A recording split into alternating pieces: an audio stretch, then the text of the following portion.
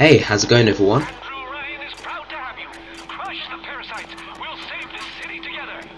Like I was saying, hey, how's it going, everyone? OutlawClient here, back with a game that's not Halo this time.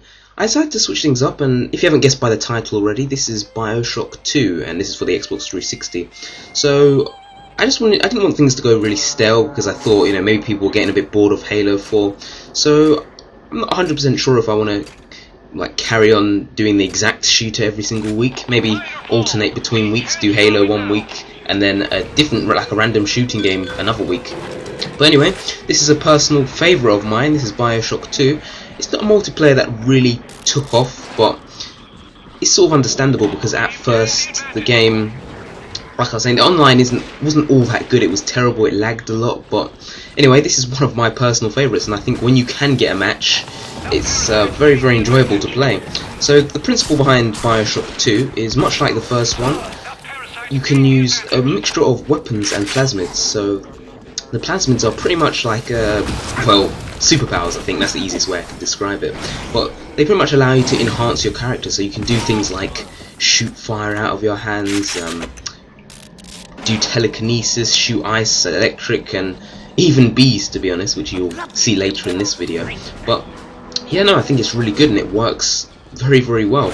And also, I think that they've put quite a lot of effort into this game, like especially with the maps. It just seems like all the maps are interlinked so well, and there's pretty much no dead ends. So there's no spots that you can really camp and just, take out all the enemies and just, stay there for the entire time. Like maybe like in Call of Duty, where you have you'd be able to stay in the corner and just camp and such and stuff like that. But anyway, no, I think it's quite a fast-flowing game, and it's just really good.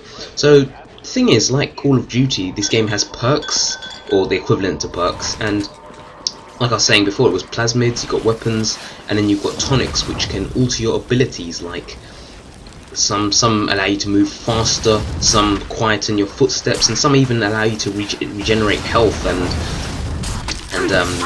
Eve rather, Eve is actually the plasmid power. It's that blue bar that you see below the health bar. But yeah, you can have these like a wide range of tonics. I believe like 20 or 30 or something. I'm not 100% sure at the moment. But there was DLC as well that allows you to get more tonics than before. Same with the weapons. Like at the moment, my loadout is a crossbow and a shotgun, and I think there are 12 weapons on display. I think there's a pistol, a Tommy gun, the shotgun, the crossbow, elephant gun, nail gun, and I think there might be a rocket launcher as well. But those are all the ones that I can think of at the top of my head. Plus those weapons themselves have got upgrades, so they can have like 3 different upgrades. So you can end up having a shotgun that shoots like twice as fast, or you can reload like every single bit of ammo at the exact same time.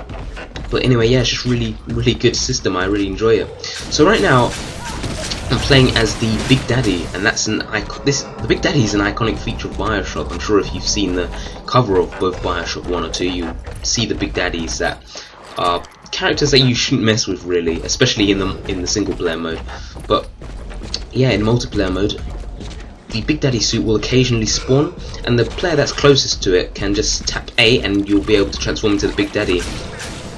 Now the catch is, although the Big Daddy is much more powerful, you can pretty much kill enemies in one hit with his grenades, as you saw there.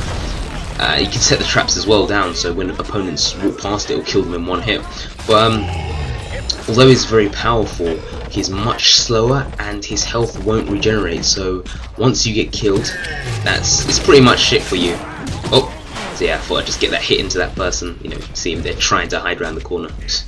What was he thinking? But anyway, no, the Big Daddy is very powerful, but like I was saying, it's slow, and once his health meter is depleted, just like that, it will not recharge, and you will turn back to normal, so just be on the lookout for that. But in addition to his melee attack and rivet gun and grenade and that, he can also do like a stamp attack, which I didn't show off, but if the opponent is within range of you, you can stamp and it will like temporarily stun them. So that's a pretty useful move. The Big Daddy is overall very powerful, especially if you have team support.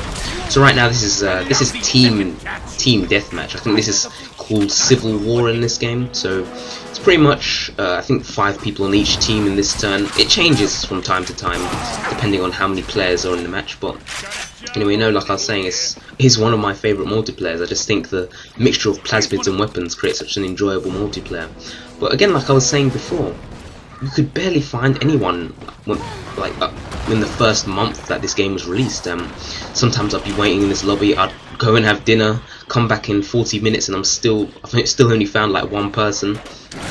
But yeah, that was a huge problem. But it seemed like after a month it was fixed, and even now when I played, like I think I played this last I think it was last month I played this, and I instantly found people within logging on. So pretty good. I can imagine that more people would play if they knew that the multiplayer had been refined like this, but anyway, it's just one of those things.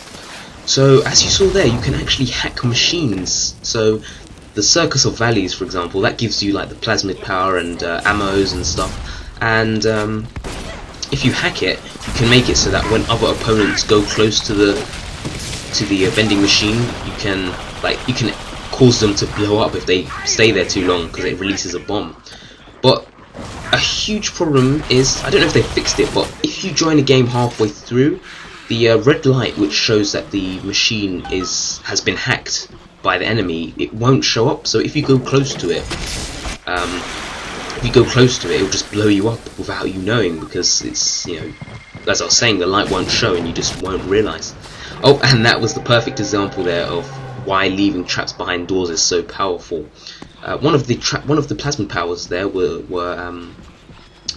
it was, oh, I can't remember, I think it's the geyser trap. And another good thing about this is that you can combine certain plasmids. So the geyser trap there, the geyser trap allows you to set traps and it will hurl the opponent up into the air, but you can also combine it with electricity, or the electro bolt plasmid as they call it in this game, and it will shock them, causing extra damage when they fly up, which is pretty much an instant kill if you hit the top of a ceiling, which happens quite frequently, especially in such narrow hallways.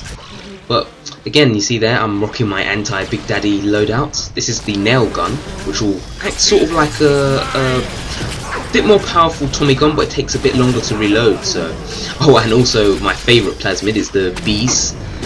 To be honest, it's not as useful as a lot of the other plasmids, but against the Big Daddy, it's such a powerful tool, because you'll hit them with bees, it will slowly chip away your damage, plus it will like blind the player as well, so they have to keep hitting the melee button to like hit the bees away. You know, it's just a really good mechanic. It's really fun to use as well.